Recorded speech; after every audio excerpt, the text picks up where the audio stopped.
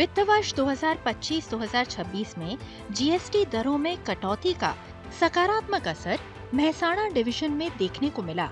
खेती, auto, milk products और electronics की कीमतें घटने से लोगों की क्रय शक्ति बढ़ी और बाजार में मांग बढ़ी। व्यापारियों का कारोबार बढ़ने से जीएसटी दरों में कमी के बावजूद सरकार की आय में कमी नहीं बल्कि बढ़ोतरी ही दर्ज की गई है।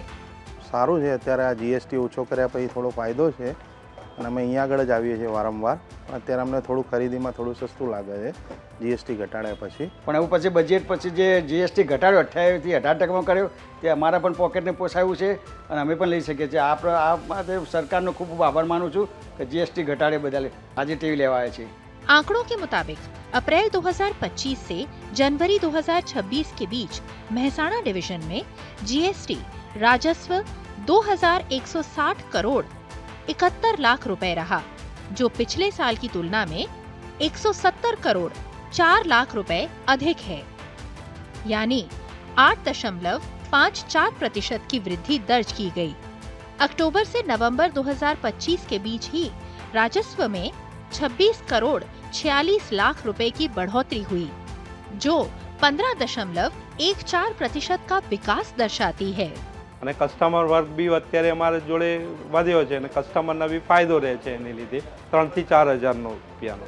ધારો કે અમારા એસી પહેલાં અમે જે સેલ કરતા હતા 50,000 સમથિંગનું એસી એ અત્યારે અમે 45 આજુબાજુમાં સેલ કરી શકીએ છીએ। કસ્ટમરને ઓલમોસ્ટ 5-1 હજાર રૂપિયાનો ફાયદો થયો છે।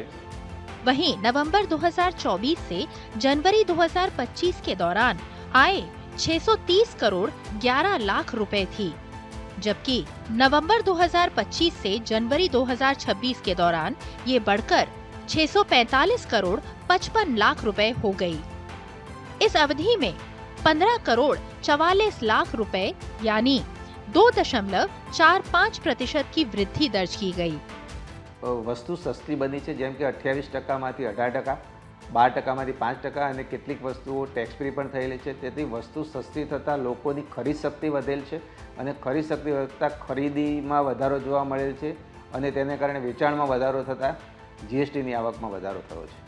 साफ है कि जीएसटी में कटौती का लाभ केवल उपभोक्ताओं तक सीमित नहीं रहा, बल्कि इससे व्यापार, बाजार और सरकार की आय तीनों में सकारात्मक बढ़ोतरी देखने को मिली।